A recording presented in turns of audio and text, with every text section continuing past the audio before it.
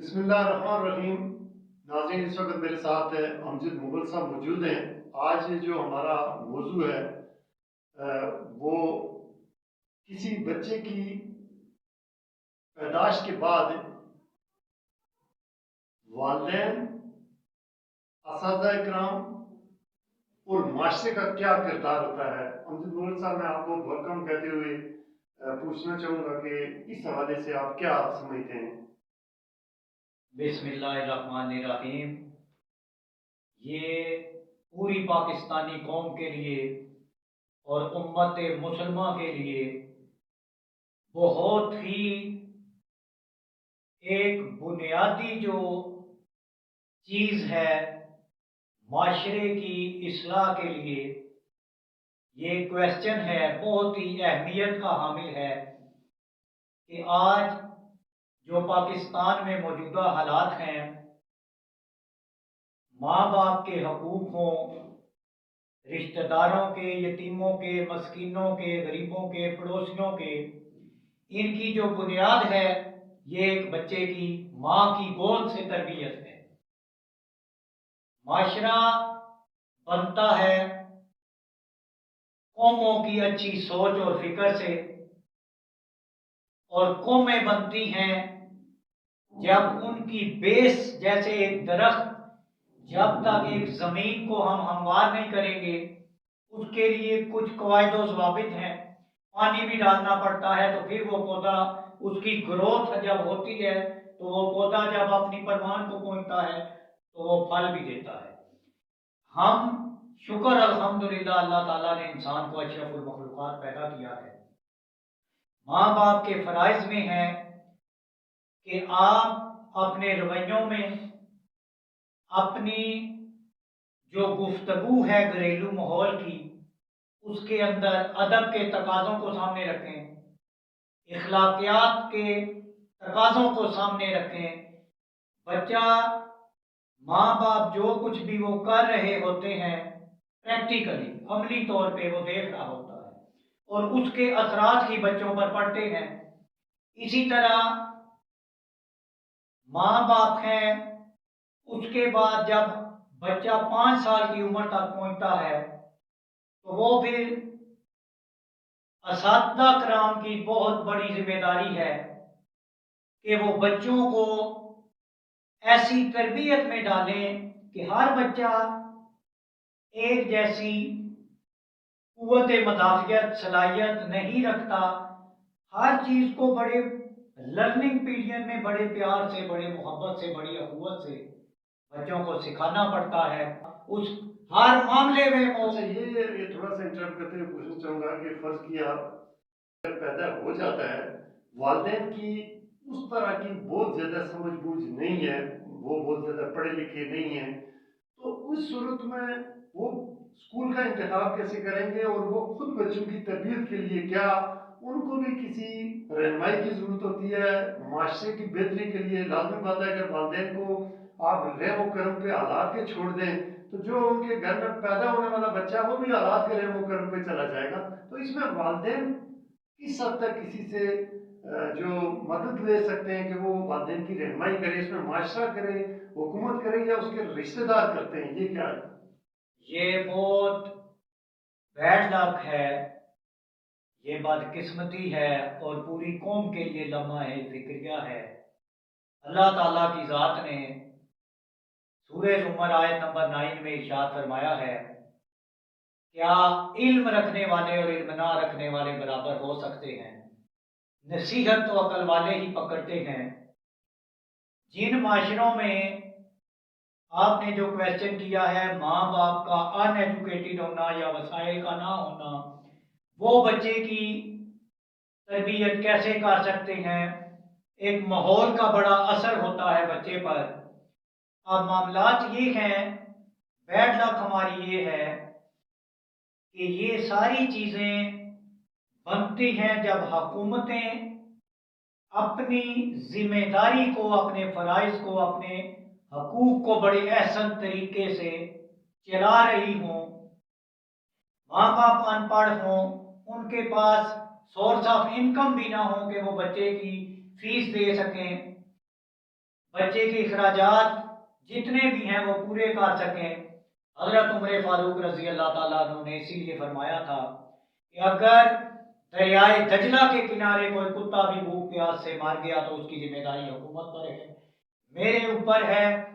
حکومت ایسے ادارے بناتی جس کے اندر ایسے بچے یا جن کے والدین اخراجات نہیں اٹھا سکتے انہیں free of cost high qualified تعلیم دی جاتی ہے، یہی بچہ کا بڑا ہو کر ملک کا نام روشن حکومت کرے۔ اگر فرض کیا اس طرح کی نہیں ہے، حضرت عمر رضی اللہ تعالیٰ عنہ کے دور کی بات کی آپ نے، کیا اگر حکومت نہیں کر سکتی ہے تو وہ والدین کیا کریں جن کی اپنی سمجھ بوجھ فرض کیا نہیں ہے کہ ہم کون سے بچے کو کس طرح کی تربیت دیں تاکہ وہ گھر کا بھی فرد اچھا بنے، اور پھر اسکول کا انتخاب کیسے کریں گے کہ جہاں پر ان کے بچے کی تعلیم بھی ہو اور ساتھ میں تربیت بھی ہو۔ یہ بھی ایک بڑا مشکل مرحلہ ہوتا ہے ان والدین کے لیے جو زیادہ پڑھے لکھے نہیں ہوتے یا جن کے مسائل اچھے نہیں ہوتے۔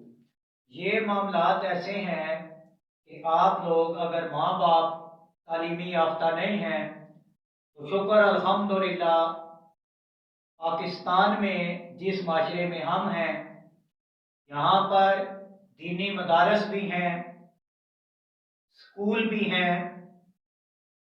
والدین اپنے جن لوگوں میں آپ لوگ اٹھتے بیٹھتے ہیں پڑھے لکھے لوگوں میں، آپ ان سے مشورہ لیں، محلے داروں سے، رشتہ داروں سے، بھئی میرے یہ معاملات ہیں تو میں بچے کو اچھی تربیت کے لیے اسکول میں ڈالنا چاہتا ہوں تو میں کیا کر سکتا ہوں۔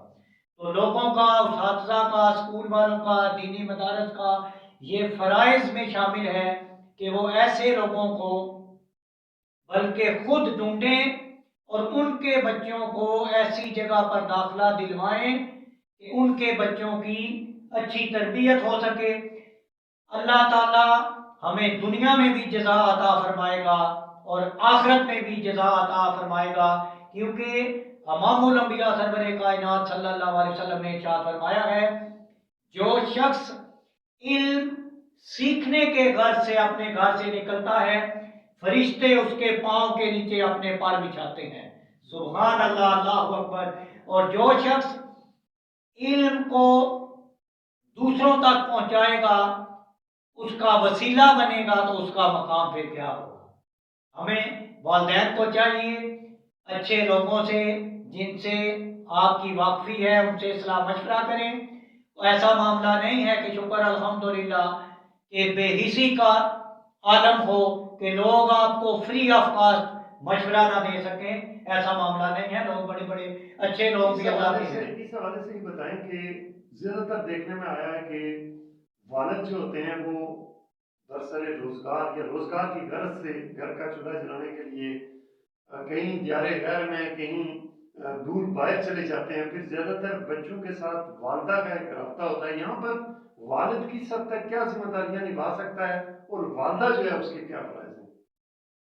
شکر الحمدللہ اللہ رب العزت کی ذات نے قرآن مجید کی جو پہلی وحی مبارک آئی ہے، نازل ہوئی ہے، اس کا پہلا لفظ اقرا کا ہے، پڑھیے۔ اس کے بعد انہی 5 آیات میں اللہ رب العزت کی ذات نے 1400 سال قبل ارشاد فرما دیا ہے، اللہ زی اللہ ما بالقلم اللہ ما الانسان ما لم یعلم۔ اللہ تعالیٰ کی ذات نے انسان کو قلم کے ذریعے علم سکھایا اور اپنے بچوں کو بھی پتہ چل جاتا ہے کہ ہمارے والد ہیں۔ آپ نے 1 سال کے بعد 2 سال کے بعد آپ کا فرض ہے پیسے کوئی نہیں دیکھنا کہ آپ 3 مہینے کے لیے ہر سال کے بعد چھٹی لے کے پاکستان میں بھی آئیں۔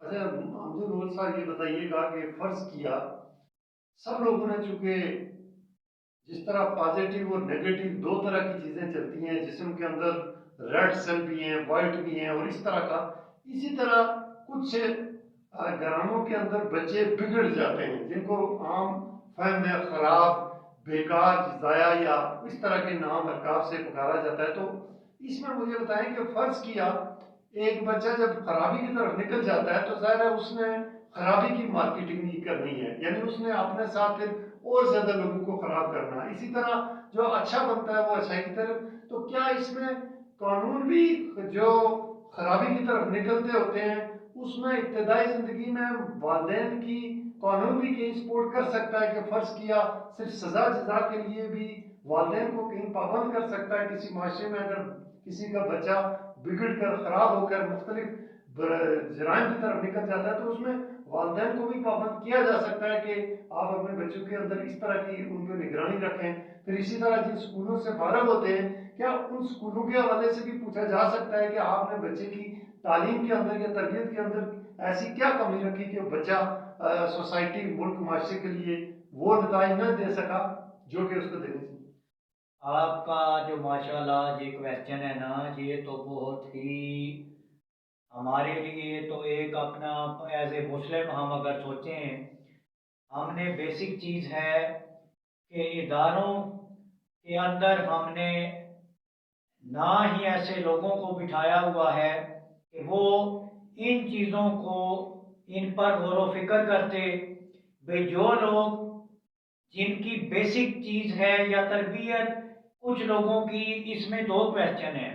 ایک تو بات یہ ہے کہ کچھ لوگوں کی تمام وسائل تربیت اسکول علم ہونے کے باوجود جرائم کی طرف ہیں. ان کے اندر قوت برداشت ہی نہیں ہے. وہ فوراً کسی بھی چھوٹے سے عمل پر جرم کرنے پر وہ اس طرف ان کی سوچ نکل جاتی ہے جو کہ نہیں ہونی چاہیے. اور دوسرا وہ لوگ ہیں اس معاشرے میں جن کے پاس تعلیم کی کمی ہے. انہیں بچپن سے ماحول ایسا نہیں ملا کہ ان کی سوچ میں پازیٹیو عمل ہوتے، اچھی سوچ ہوتی، اخلاقیات کو سمجھتے، مارل ویلیوز کو، لائف ایٹیکیٹس کو، ہیومن رائٹس کو وہ سمجھتے. اس کے اندر یہ ہے کہ ان لوگوں کے لیے بھی ادارے ایسے ہونے چاہیے کہ ان کی اصلاح ہو سکے. بھئی ہم شکر الحمدللہ مسلمان ہیں، اللہ تعالیٰ کی ذات نے ہمیں اشرف المخلوقات پیدا کیا ہے. ایک ہوتا ہے پروفیشنل مجرم، اس کے اوپر وہ بار بار سمجھانے کے باوجود بھی اللہ تعالیٰ نے ان کے لیے سزائیں رکھی ہیں تاکہ دوسرے لوگ جرائم نہ کریں.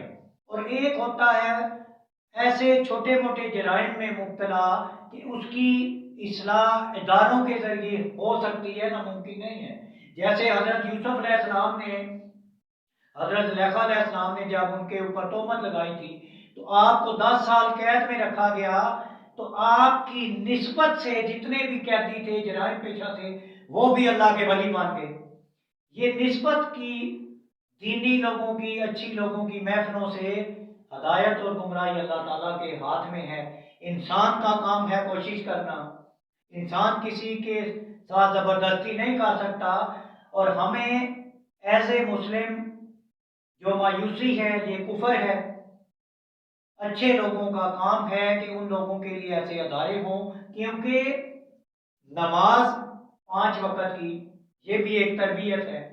جب تک ایک برا آدمی برے لوگوں میں بیٹھے گا تو اس کی اصلاح نہیں ہو سکتی.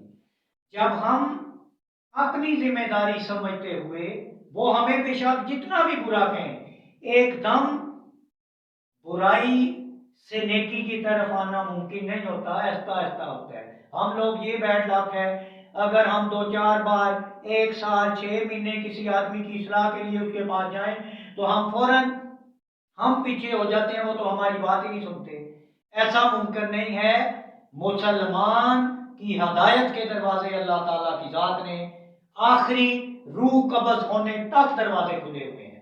اسی طرح ہمیں بھی چاہیے کہ ہم ایفرٹ کو جاری رکھیں، مایوس نہ ہوں. کتنا آپ کو انٹرپٹ کروں گا کہ پاکستان بنے ہوئے ہونے والا ہے، تو آپ کیا سمجھتے ہیں کہ اس حوالے سے اس وقت تک جو ہمارے جو نتائج ہیں وہ ان کو ہم کس حد تک کیا سمجھ سکتے ہیں کہ ہم کیا کھویا اور کیا پایا کہ اگر ہم موازنہ کریں تو ہماری جو نسلیں ہیں وہ بہتری کی طرف جا رہی ہیں یا ہمارے رزلٹ کو مختلف ہیں؟ استغفر اللہ استغفر اللہ. ہمیں اللہ تعالیٰ کی ذات سے جو ابھی ہم بات کر رہے ہیں 2022 ہے، اس کی اینڈنگ ڈیز ہیں، نیا سال آ رہا ہے. ہم نے जिस मकासद के लिए इस मुल्क को आज़ाद करवाया था, ये मुल्क जिस मकसद के लिए मार्ज़ वजूद में आया था, दो कौमी नज़रिए की बुनियाद पर, भाई तमाम लोगों को इक्वल राइट्स, बराबरी की सतह पे उनके हकूक मिलेंगे, बाकिरदार लोग असम्बलियों के अंदर आएंगे जिनके अंदर ये सलाहियत मौजूद होगी कि उन्हें पता हो कि हमने दुनिया के साथ, दुनिया आसमान पर पहुंच चुकी है, हम ग्राउंड पर भी कुछ नहीं कर सके। इसकी रीजन क्या है? मेन चीज ये है कि 75 साल गुजर चुके हैं। सूरह आराद है, आयत नंबर 11 में अल्लाह ने फरमाया है, अल्लाह ताला की जात ने किसी कौम की हालत को उस वक्त तक नहीं बदला जब तक वो खुद अपनी हालत को न बदले। जाती पर्सनल तौर पे हम सियासतदानों को छोड़ दें, हम अपने माँ बाप, रिश्तेदारों के, पड़ोसियों के, अपने वसाइल के मुताबिक अगर हक अदा करेंगे तो इंशाअल्लाह इंशाअल्लाह हमें IMF के पास जाने की जरूरत नहीं है, हमें किसी से कर्जा लेने की जरूरत नहीं है। हम पाकिस्तान को अपने पांव पर खुद खड़ा कर सकते हैं अगर हर फर्द इस लामा साहब के इस शेर पर फिक्र कर ले कि मोहम्मद से वफा तुमने तो हम तेरे हैं, ये जहां चीज है क्या लोहो कलम तेरे हैं, अजीज अहले वतन व मल हयात दुनिया इल्ला मताउल गुरूर, दुनिया की जिंदगी धोखे और फरेब के सिवा कुछ भी नहीं है। हमें फितनों से, फसाद से निकलना है और पूरी उम्मत को एक होना पड़ेगा, इन सियासी जमातों की बातों से निकलना पड़ेगा। हमने सिर्फ एक चीज को सोचना है कि हम पाकिस्तानी हैं, हम इमामुल अंबिया सरवरे कायनात सल्लल्लाहु अलैहि वसल्लम के उम्मती हैं। बाकी सारी चीजों को छोड़ दें, इंशाअल्लाह मुल्क भी तरक्की करेगा। गरीब आवाम को उनके ये जो महंगाई है, जितने भी हमारे मसाइल हैं, ये तमाम मसाइल भी आपको मिलेंगे। क्यों? अल्लाह की रहमतें उन्हीं कौमों पर नाजिल होती हैं जिनकी फिक्र, जिनकी नीयतों में फतूर ना हो, जिनकी नीयतें दूसरों के लिए बेहतर। नाज़रीन, ये थे हुजूर मुगल साहब के ख्यालात। आइंदा के लिए उस्मान अब्बासी प्रोडक्शन टीम के साथ नदीम इसाक को इजाज़त दीजिए।